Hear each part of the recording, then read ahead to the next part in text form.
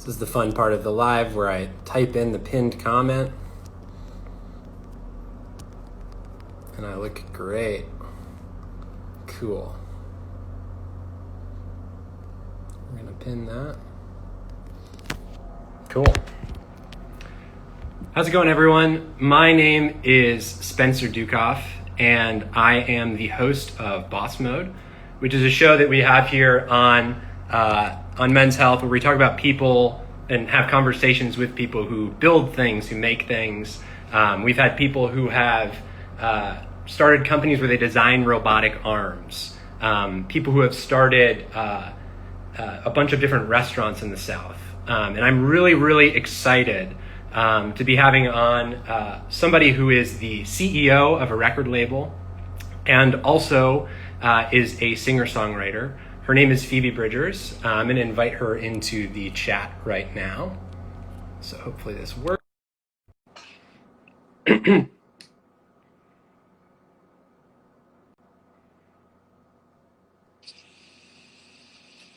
What's up? Yo, how's it going? How's it going? Pretty good. It's so good to finally meet you. It's good to meet you too. I feel like this is just like such a 2020 thing, honestly, that Phoebe Bridgers is on the Men's Health Mag Instagram account right now. I love men's and their healths. It's great. Mm-hmm. Yeah, we do too. I appreciate that. Yeah. Well, thank you again for jumping on. And before we jump into the questions, just like wanted to say thank you on behalf of, you know, a bunch of your fans, but me personally. This has been like a really shitty year for a lot of people. And just you being like so present and playing so many live streams and shows and kind of finding ways to connect with your fans, and also releasing Punisher this year. You know, it's gotten me through a lot. So, and I feel like it's gotten a lot of people through things this year too. So thank you for that. Oh, thanks so much, man. That's awesome. Yeah. But I want to let's talk brass tacks and talk business. You recently announced your own label, Satisfactory, and you're the CEO. So this is like a new thing on your resume. Can you talk about what motivated you to start the label and kind of the whole story of how that came to be? I've always kind of romanticized people who put out their own music, and I was a big like Saddle Creek fan as a kid, the like Bright Eyes, the Faint record. And when I was putting out my first record, I was talking to my manager and was like, fuck it, let's just self-release this. And he was like, that's actually like a lot of work. And I was like, really? And then I got signed at Ed Ocean, and yeah, it's like 35 people talking about your music, and everybody has a specific job, and someone is the radio person, someone's the social media person. It takes an entire brain to do each of those jobs. And I had such a good experience, and I just thought, well, why don't I just run a label that is basically like me telling these people who to sign and what to put out and what to listen to. And it's been great. It's been going for like a year. Obviously, like a pandemic, trying to start a new business in a pandemic is an interesting move, but it's been great. It's been something to focus on, at least. What kinds of artists are you drawn to in terms of being a part of the roster? Because I feel like there's usually like a loose theme to a record label. So if you were to kind of have a dream roster for Satisfactory, what would you say the theme is of the artists you've signed? I think I'm trying to do a thing where instead of thinking about the mathematics of somebody's art and like who like demographics and stuff, like lyrics, honestly. It's like, would I like to tattoo lyrics onto my body? And I think that there are so many bands fall under that category, and Claude, our first signing, certainly does. But yeah, I think it could be anything from like pop to metal to indie rock and sad folk. People were pretty mad that Claude isn't sad, or not sad, but like, this is not sad music, and I was like, just wait.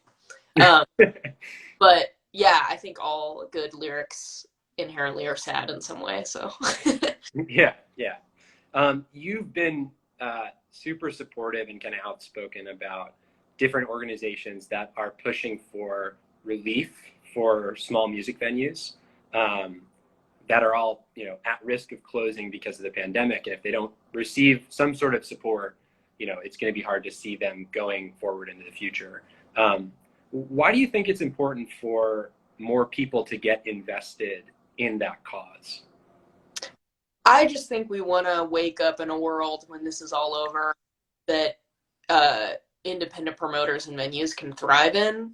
Because, I mean, I think like Golden Voice and Live Nation have done a great job of kind of curating their look and starting so many cool festivals and stuff. But, like, the people who I wouldn't be around definitely if it weren't for independent promoters. There's a promotion company called Sid the Cat here that they literally booked me like every week for like 2 years, and then that's how people saw me. And if I had had to book a Golden Voice or a Live Nation show early, I just wouldn't have been able to play music. Um, I like I played a pizza restaurant first, and then there was like this other like Italian restaurant that I would play that my mom would bring all her friends to. And if it, yeah, I was a teenager, and if it wasn't for that, then I don't know what I'd be doing. Um, so I think it's just like, do we want companies to like control too, or do we want someone to be able to actually break into the scene, quote unquote, by playing Italian restaurants? Yeah. And I mean, going off of that, it's something that we talk about at Men's Health all the time. But, one of the ways that we could get back to live music, that you could get back to doing this thing that you and all of your friends love doing so much, is for people to just put on a mask, and social distance and follow the guidelines. I guess, like, what's your message to people who are still on the fence about this, or maybe who are, kind of unsure what the right thing to do is in this, kind of crazy pandemic we're living through right now? You mean like musicians trying to like decide if they're gonna play shows or live streams and stuff, or like fans? No, like people who are making it more difficult for you to go out and do what you do because they refuse to do, the bare minimum. Yeah, yeah, go fuck yourself. Like, I mean, I live my producer's wife is a nurse, and I'm just like, like their life has just been so traumatic this year, and I have so many friends who like fucking or like homeless shelters and stuff, and like so many people's lives are so much harder because you couldn't stand not going to a restaurant for 4 seconds or going into a store with something on your face. Yeah. Um, Also, the masks look cool. Like, are you ever having like an interaction with someone, like you run into a friend and you're like, oh my God, I'm so glad that I get to just run my face right now. I think I've realized how much overcompensating I do. Yeah, you can totally, even right now, I think if I were wearing a mask, I'd have to do less kind of listening and just be like, oh, just listening. When you're texting like LOL and your face is like, Yeah. So, yeah, they do look cool. And I agree with what you're saying. I mean, my wife is a nurse, and it's just kind of weird to see these kind of two realities take shape. And also, like, we all want to get back to going to shows. We all want to get back to just doing all these normal things. So, yeah, I'm on the same page as well, you. it's like, it's such an American thing to be like, it is my right to put people at risk Yeah. and be a fucking dick all the time. Yeah. Yeah, embarrassing. Yeah. Um, so you're an executive now, in addition to being an artist. Um, what are some things that you see in the music industry, like pandemic aside, but maybe the pandemic has amplified some of these things? Some things that you see in the music industry as fundamentally broken, and like what are things that companies and like new labels and new people getting involved in the business can do to fix those things? I think like diversity on every level is a big issue. Like a lot of the times, you see kind of like tokenism of like, you know, whether it's women, people of color or something kind of being pushed out onto the stage, and then everybody behind them is like an older white man. Uh, so I think it is about like hiring people who have a unique human experience, because it is just a better business model. Also, it's not just like for clout or because it's cool or because you'll get in trouble if you don't. It's like people from different walks of life communicating is like how you make a cool thing. Yeah. Not just like the same thing over and over. And it's like, ooh, what would those types of people like? It's like, well, if you hire types of people, they can tell you, you know? Yeah. So yeah, I think it's just like more kinds of people and more kinds of positions of power. And I think that that will like reinvent even the way that businesses are run. I think we don't know what we're missing because that's a problem. You know, it's like, I think that the world has to offer us like a lot of cool stuff if we kind of like change the way that stuff has been running for so long. Yeah, I agree with that. Kind of on that note, um, there are a lot of your fans who are on the stream right now, but also like you're speaking at Men's Health Mag, you know, which is just kind of like crazy and just need to repeat it just to like remember that. But what is something that you see? We write about this a lot, but I love to get as many perspectives as possible. What's something that you think that men can do to better support the women in their lives?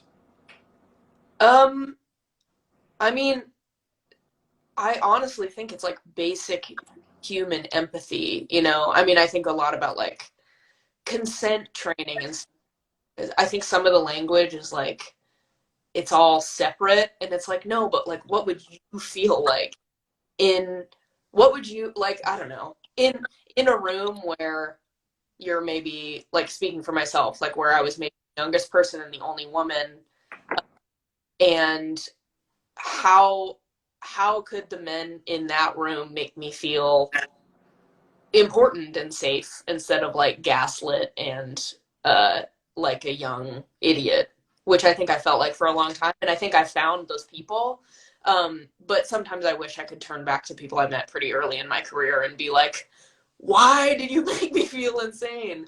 And I don't think all the time it's malicious. I think um men kind of inherently sometimes are born with this like, I I see myself represented everywhere and I can do anything.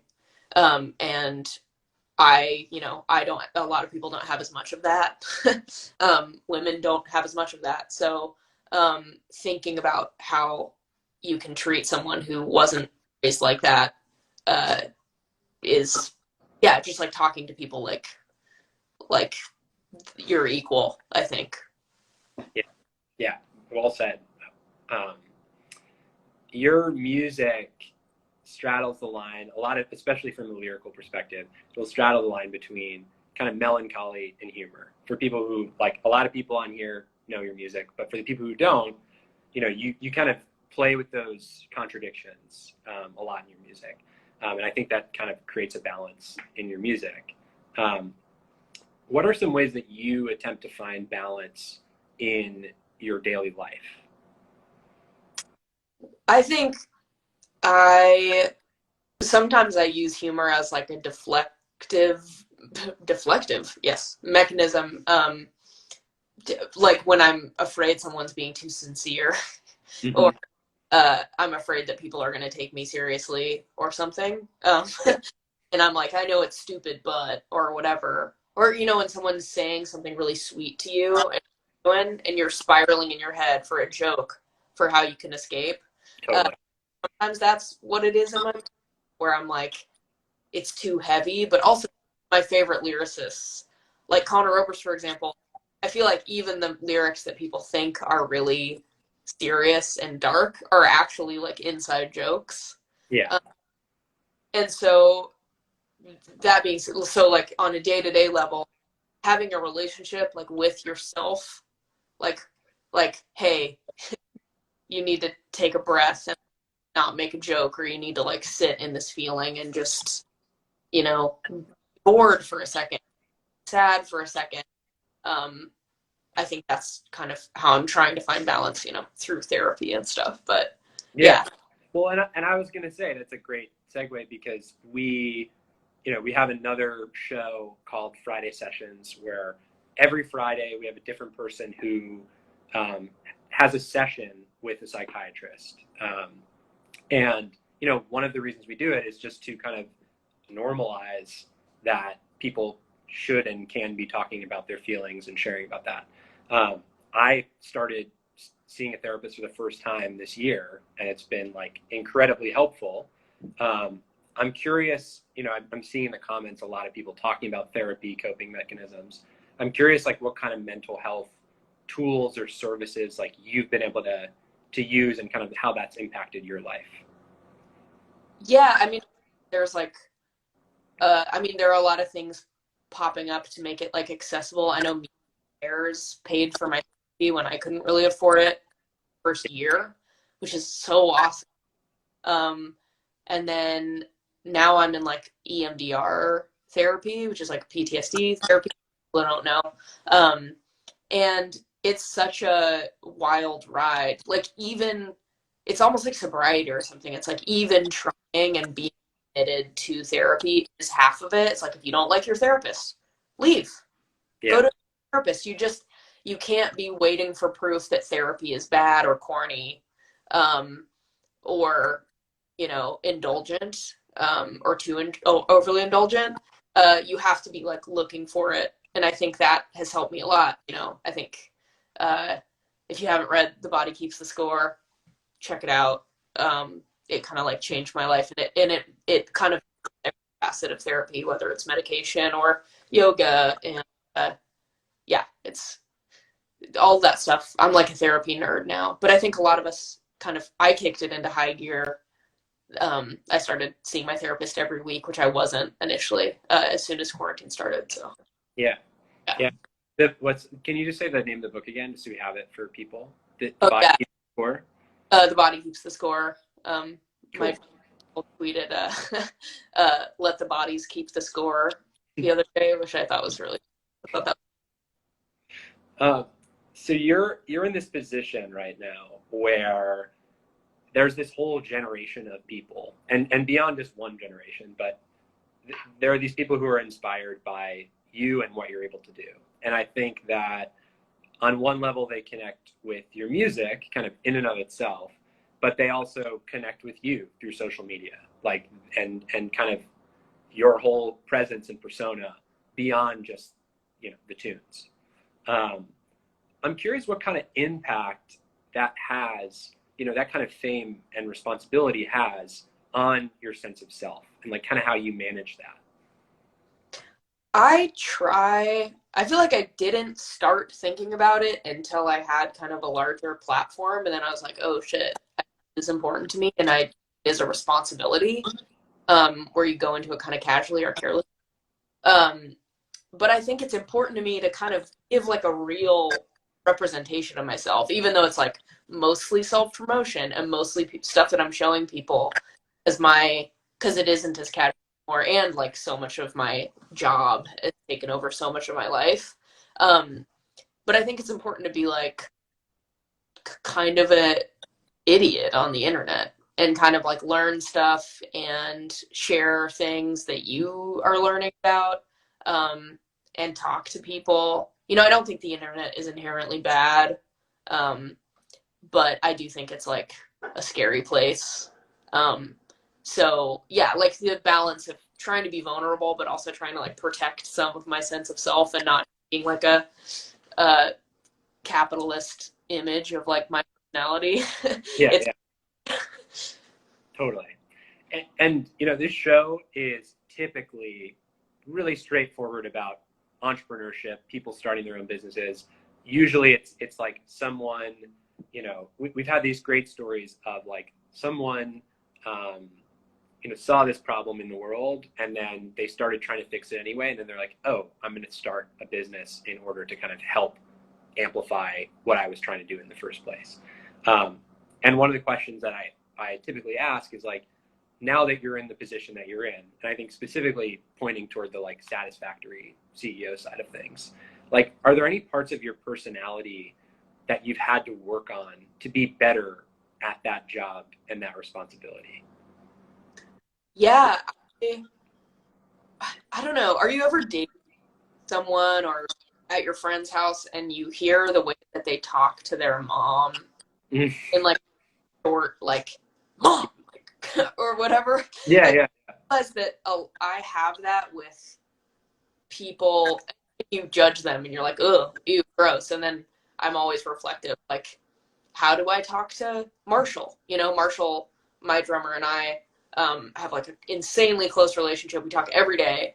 And so when I get too comfortable, sometimes I start to treat people like family, or I'll just kind of like shut down, and I can kind of be like the, the princess of the whole scenario where I like make decisions, or, and then kind of just like throw them away and make somebody else do them. Like just treating people with like more patience. I feel like patience has been a big part for me because I do hire all my friends, and everybody that I love is around me all the time. And I have kind of like childish uh, tendencies when I'm stressed out. So that's been something to work on. I think I'm getting pretty good at it. But yeah, like going on tour too, where I'd be like, "Who ate my snack?" Snack. yeah. Yeah, like, and calm down. But that's my thing to work on. So I know we're on this stream right now, and I'm trying to give this all of my attention. But at the same time, I'm super excited that Julian Baker has a new record, and I feel like everybody in the comments, or everyone on the Phoebe train on the comments, feels the same way. One, have you heard the record? And two, what are your thoughts, feelings, reactions, vibes? I'll just say, no one is like, there is no amount of preparation that any person can do. No amount of therapy can prepare you for this fucking album. I'm so excited. Everybody, yeah, it's just, she is just like, I don't know, dude. She's like one of the first people I ever really wanted to be.